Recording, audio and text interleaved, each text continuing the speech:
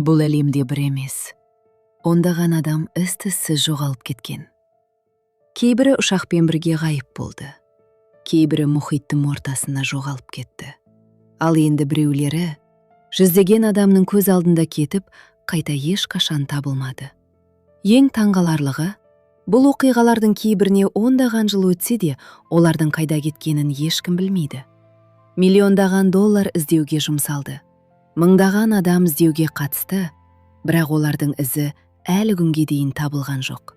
Бүгін біз тарихтағы ең жұмбақ 10 жоғалу оқиғасын көреміз. Ал видеоның соңындағы оқиға сізді шынымен таңғалдыруы мүмкін. Malaysia Airlines MH370 әлемдегі ең жұмбақ жоғалу. 2014 жылдың 8 наурызында Malaysia Airlines компаниясының MH370 рейсі Малайзиядан Қытайға қарай ұшты. Бортында 239 адам болды. Бәрі қалыпты басталды. Бірақ ұшқаннан кейін небәрі 40 минуттан соң ұшақпен байланыс кенеттен үзілді. Ал ең қорқыныштысы, ұшақ жай ғана жоғалып кеткен жоқ. Бір сәтте оның транспондері өшірілді. Артынша, әскери радарлар ұшақтың бағытын өзгертіп, кері бұрылғанын тіркеді. Бірақ не үшін? Мұны кім жасады? Бұл сұрақтарға әлі күнге дейін ешкім нақты жауап бере алған жоқ. Одан да таңғаларлығы, спутниктердің деректеріне қарағанда, ұшақ байланыс үзілгеннен кейін тағы 6-7 сағат бойы ұшқан болуы мүмкін. Сол уақыт ішінде бірде-бір апат дабылы берілмеді. Бірде-бір жолаушы хабарлама жібермеді. Радиодан бір ауыз сөз естілмеді. Әлем тарихындағы ең ірі іздеу операциясы басталды. 10-нан астам мемлекет, жүздеген маманды, кемелерді, ұшақтарды және суасты аппараттарын жұмылдырды. Миллиондаған доллар жұмсалды.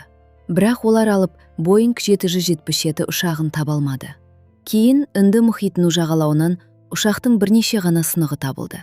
Алайда оның нақты қай жерде құлағаны, ішінде не болғаны және 239 адамның соңғы сәттері әлі күнге дейін белгісіз. Ең таңғаларлығы, қазіргі заманғы спутниктер, радарлар және GPS жүйелері дамыған дәуірде ұзындығы 64 метрлік алып ұшақтың қайда кеткенін ешкім нақты айта алмай отыр.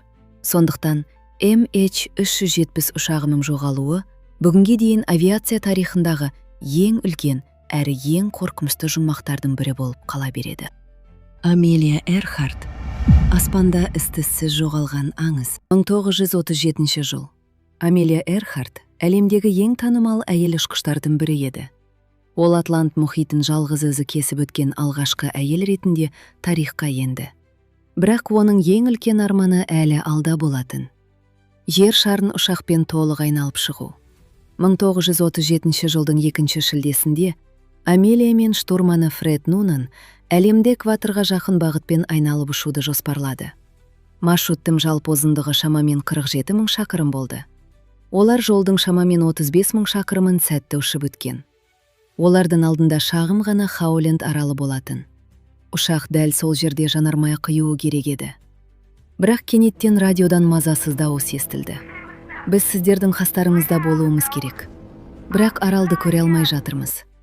Бұл Амелия Эрхарттың соңғы белгілі хабарламасы болды.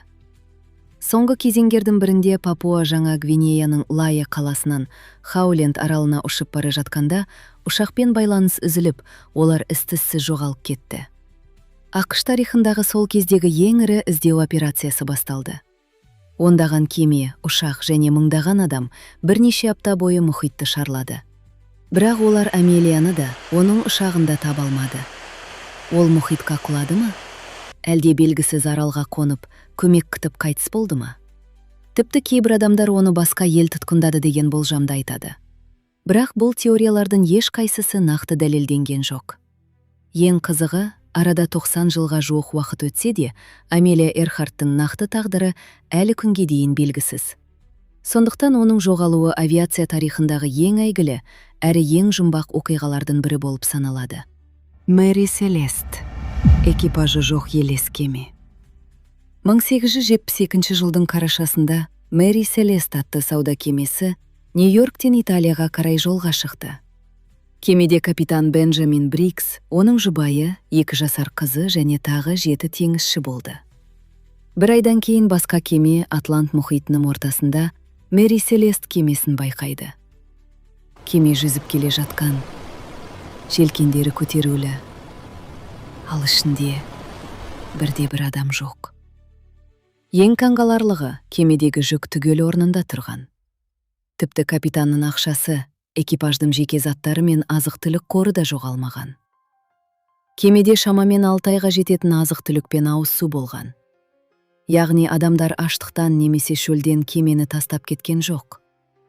Кемеде төбелес, қарақшылық немесе кісі өлтіру белгілері де табылмады. Онда 9 адам қайда кетті? Тек бір ғана құтқару қайығы жоқ еді. Бұл экипаждың кемеден өз еркімен кепкенін меңзейтіндей көрінді, бірақ олар неге қауіпсіз кемені тастап кетті? Кергеушілердің назарын аударған тағы бір нәрсе болды. Кеменің соңғы журналына жазылған жазба табылғаннан кейін, кеме тағы шамамен 400 теңіз милі, яғни 700 шақырымнан астам қашықтыққа жүзіп кеткен. Бұл дегеніміз, экипаж жоғалғаннан кейін бос кеме бірнеше күн бойы мұхитта өздігінен жүзіп жүрген.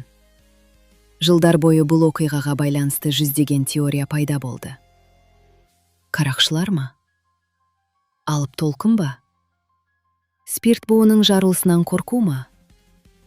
Әлде мүлде басқа, белгісіз бір себеп пе? Бүгінде ғалымдардың көпшілігі экипаж кемені уақытша тастап, кейін қайта орала алмай қалған болуы мүмкін деп есептейді. Бірақ бұны дәлелдейтін нақты айғақ жоқ. Арада 150 жылдан астам уақыт өтсе де, капитан Бенджамин Брикс пен оның экипажының нақты тағдыры ешқашан анықталған жоқ. Сондықтан Мэри Селест бүгінге дейін әлемдегі ең жұмбақ елес кеме ретінде тарихта қалды. Роаноктың жоғалған колониясы бір ауыл бір күнде ғайып болды. 1587 жыл. Англия, Солтүстік Америкада алғашқы тұрақты қонысын құруға шешім қабылдады. Осы мақсатпен 117 ер адам, әйел және бала қазіргі ақш аумағындағы Роанок аралына қоныстанды. Колонияның басшысы Джон Уайт болатын. Олар жаңа өмір бастап, үйлер салып, егін егуді жоспарлады. Бірақ көп ұзамай азық-түлік пен қажетті заттар таусыла бастады. Сондықтан Джон Уайт Англияға көмек сұрап қайтуға мәжбүр болды. Ол бірнеше айдан кейін қайта келемін деп ойлаған. Бірақ Англия мен Испания арасындағы соғысқа байланысты оның сапары күтпеген жерден 3 жылға созылып кетті. 1590 жылы Джон Уайт Роанок аралына қайта оралғанда, көз алдына сенгісіз көрініс шықты. Колонияда ешкім жоқ еді. 117 адамның бәрі із-түзсіз жоғалып кеткен. Ешқандай мәйіт табылмады. Ешқандай шайқастың ізі байқалмады. Үйлердің көбі ұқыпты түрде бөлшектелген сияқты көрінді. Бірақ бір ғана жұмбақ белгі қалған еді. Ағаш бағанаға Кроатауан деген сөз қашалып жазылған болатын. Бұл не еді? Аралдың атауы ма? Жақын маңдағы тайпаның атауы ма? Әлде колония тұрғындары қалдырған соңғы хабарлама ма? Джон Уайт бұл жазудың мағынасын анықтап үлгермеді. Дауыл басталып, кемелер Англияға кері қайтуға мәжбүр болды. Содан бері жүздеген археолог пен зерттеуші Роаноктың құпиясын ашуға тырысты. Олар жергілікті тайпаларға қосылып кетті ме? Аштықтан қаза тапты ма? Әлде басқа жаққа көшіп кетті ме? Бүгінде кейбір тарихшылар колония тұрғындарының бір бөлігі жергілікті Кроатауан тайпасымен бірге өмір сүрген болуы мүмкін деп есептейді. Бірақ мұны толық дәлелдейтін айғақ әлі жоқ. Арада 430 жылдан астам уақыт өтсе де, Роанок колониясындағы 117 адамның нақты тағдыры әлі күнге дейін белгісіз. Сондықтан бұл оқиға тарихтағы ең жұмбақ жоғалулардың бірі болып саналады. Дятлова суы 9 туристің әлі күнге дейін шешілмеген жұмбақ өлімі. 1959 жылдың қаңтары. Кеңес одағының ең тәжірибелі 9 туристі Орал тауларындағы қауіпті қысқы экспедицияға аттанды. Топты 23 жастағы студент Игорь Дятлов басқарды. Олардың барлығы тәжірибелі шаңғышылар болатын. Бұл сапар олар үшін үйреншікті экспедициялардың бірі ғана сияқты көрінді. Бірақ ешқайсысы үйіне қайта оралмады. Бірнеше аптадан кейін іздеу тобы олардың лагерін тапты. Көрген көрініс бәрін шошытты.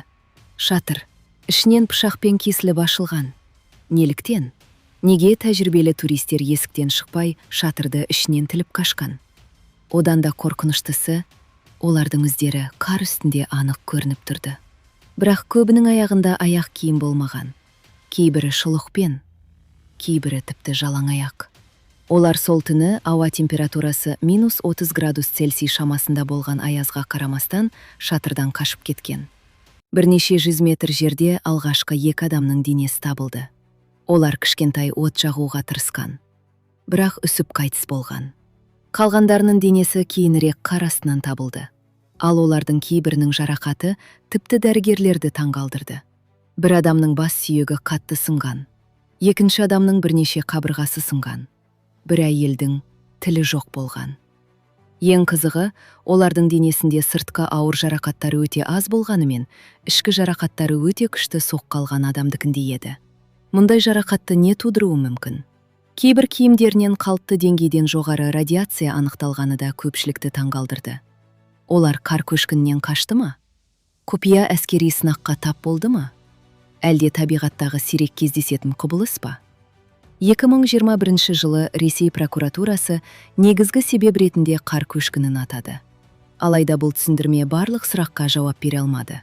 Өйткені шатырдың орналасуы, жарақаттардың сипаты және басқа да жұмбақ жайттар әлі күнге дейін алқыланып келеді. Арада 65 жылдан астам уақыт өтсе де, Дятлова суындағы 9 туристің сол түні нақты не көргені және не себепті шатырдан жанұшыра қашқаны бүгінге дейін толық анықталған жоқ. Сондықтан бұл оқиға әлемдегі ең жұмбақ жоғалу мен өлім құпияларының бірі болып саналады. Эс-Уран Медан, өлім кемесінің құпиясы. 1947 жыл. Малакка бұғазы маңындағы бірнеше кеме кенеттен бірдей SOS сигналын қабылдайды. Бірақ бұл қарапайым көмек сұраған хабар емес еді. Радиодан үрейлі хабар естіледі. Капитан, барлық офицерлер қайтыс болды. Экипаждың бәрі өлген болуы мүмкін. Соңғы 2 сөз ғана естіледі. Мен өліп барамын. Осыдан кейін толық үнсіздік орнайды. Ең жақын тұрған Silver Star кемесі көмекке асығады. Олар Эс-Уран Медан кемесіне жақындағанда сырттай бәрі қалыпты болып көрінеді. Бірақ палубада тірі жан жоқ. Құтқарушылар кемеге көтерілгенде қорқынышты көрініске тап болады. Капитан, радио операторы, тіпті кеме итіне дейін барлығы өлі жатқан еді. Ең қорқыныштысы, олардың денесінде көзге көрінетін жарақат болмаған. Бірақ бәрінің көзі бақырайып ашық. Беттері үрейден қатып қалғандай. Қолдары бейне бір көзге көрінбейтін нәрседен қорғануға тырысқандай созылып қалған. Олар не көрді? Не оларды бір мезетте өлтірді? Құтқарушылар кемені сүйреп әкетпек болған сәтте, кеменің төменгі бөлігінен түтін көтеріле бастайды. Бірнеше минуттан кейін күшті жарылыс болып, Эс-Уран Медан теңіз түбіне бір жола кетеді. Сол күннен бастап көптеген болжам айтылды. Улы химиялық заттар ма? Көмірден бөлінген улы газ ба? Әлде басқа белгісіз себеп пе? Бірақ ең қызығы, зерттеушілер осы күнге дейін Эс-Уран Медан атты кеменің ресми тіркелген құжаттарын таба алмады. Сондықтан көптеген тарихшылар бұл оқиға уақыт өте келе аңызға айналған болуы мүмкін деп есептейді. Алайда бір нәрсе анық. Мен өліп барамын деген соңғы хабар кеңіс тарихындағы ең қорқынышты SOS сигналдарының бірі болып мәңгі есте қалды. Фланнан арауындағы жоғалған 3 күзетші. Олар қайда кетті? 1900 жылдың желтоқсан айы. Шотландия жағалауынан алыс орналасқан Фланнан аралдарындағы маякта 3 тәжірибелі күзетші жұмыс істеп жүрді. Олардың міндеті дауылды түндерде кемелерге жол көрсету үшін маяктың шамын сөндірмей жағу. Бірақ бір күні өтіп бара жатқан кеме маяктың шамы жанбай тұрғанын байқайды. Бұл мүмкін емес еді. Өйткені шам ешқашан сөнбеу керек болатын. Бірнеше күннен кейін аралға көмек кемесі келеді. Күзетші Джозеф Мур жағаға түсіп маякқа қарай беттейді. Бірақ оны ешкім қарсы алмады. Есік жабық болатын. Ішке кіргенде бәрі өз орнында тұрды. Тамақтың бір бөлерлігі үстелде қалған. Төсептер реттелген. Сағат тоқтап қойған. Бірақ 3 күзетшінің өзі жоқ еді. Ең қызығы, олардың екеуінің су өткізбейтін қалың сырт киімі де жоқ болып шықты. Ал үшінші күзетшінің сырт киімі маяктың ішінде ілулі тұрған. Ендеше ол қатты дауылда сыртқа қалай шыққан? Тергеушілер тағы бір таңғаларлық жайтты анықтады. Маяк журналында соңғы күндері өте қатты дауыл туралы жазылған. Бірақ кейінірек ауа райы жазбалары сол күндері бұл аймақта ондай күшті дауыл болмағанын көрсетті. Онда күзетшілер нені көрді? Олар алты толқынға тап болды ма? Әлде жартастан теңізге құлап кетті ме? Тіпті кейбір адамдар бұл оқиғаны табиғаттан тыс құбылыстармен де байланыстырды. Кейінгі зерттеулер ең ықтимал себеп ретінде алты толқынның үш күзетшіні теңізге алып кеткен болуы мүмкін деген қорытындыға келді. Бірақ олардың денесі ешқашан табылған жоқ. Арада 120 жылдан астам уақыт өтсе де, Фланнан аралындағы үш күзетшінің нақты сол күні не болғаны әлі күнге дейін белгісіз. Сондықтан бұл оқиға әлемдегі ең жұмбақ жоғалу оқиғаларының бірі болып қала береді. Ұшақтан секіріп, мәңгілікке жоғалып кеткен адам. 1971 жылдың 24 қарашасы. Алғыс айту мерекесінің қарсаңында қара костюм киген, қара көзілдірікті, шамамен 40 жастағы ер адам ақш-тың Портленд қаласынан Сиэтлге ұшатын ұшаққа билет сатып алды. Ол өзін Дэн Купер деп таныстырды. Кейін журналистердің қателігінен оның есімі бүкіл әлемге Д.Б. Купер болып тарады. Ұшаққа отырған ол өзін өте сабырлы ұстады. Бурбон мен содаға тапсырыс беріп, темекі шегіп отырды. Ешкім оның бірнеше минуттан кейін тарихтағы ең әйгілі әуе қарақшысы болатынын білген жоқ. Ұшақ әуеге көтерілген соң, ол стюардессаға кішкентай қағаз ұсынды. Стюардесса алғашында оны таныстық сұраған қағаз шығар деп ойлады.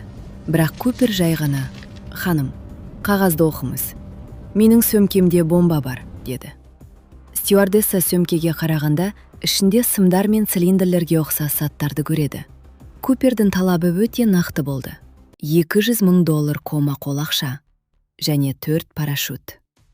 Ұшақ Сиэтлге қонғанда билік оның барлық талабын орындады. Ақша әкелінді, парашюттер жеткізілді. Барлық жолаушы босатылды. Ол экипажға ұшақты қайта ұшыруды бұйырды. Ұшақ қараңғы түнде ұшты. Сырттан өсер жаңбыр, қатты жел, ауа температурасы 0-ден төмен.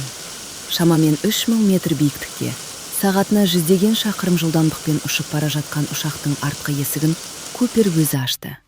Сосын ақша толы сөмкені арқасына асып, қараңғы түнге секіріп кетті. Оны содан бері ешкім ешқашан көрген жоқ. ФБР тарихындағы ең үлкен іздеу операцияларының бірі басталды. Тікұшақтар, әскери ұшақтар, жүздеген агенттер, мыңдаған еріктілер ормандарды, тауларды және өзендерді бірнеше апта бойы тінтті. Бірақ Куперден бірде-бір із табылмады. 1980 жылы, 9 жылдан кейін, 8 жасар бала өзен жағасынан шіріген $5,800 тауып алады.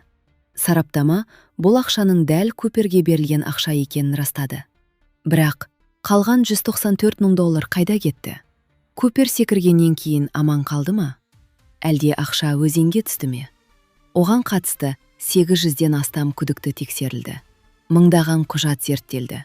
Бірақ олардың ешқайсысының Д.Б. Купер екені дәлелденбеді. Ең қанғаларлығы, ол қолданған галстукпен бірнеше саусақ ізі табылғанымен, олар да бұл жұмбақты толық шеше алмады. 2016 жылы, 45 жылдан кейін, ФБР ресми түрде бұл істі тоқтатты.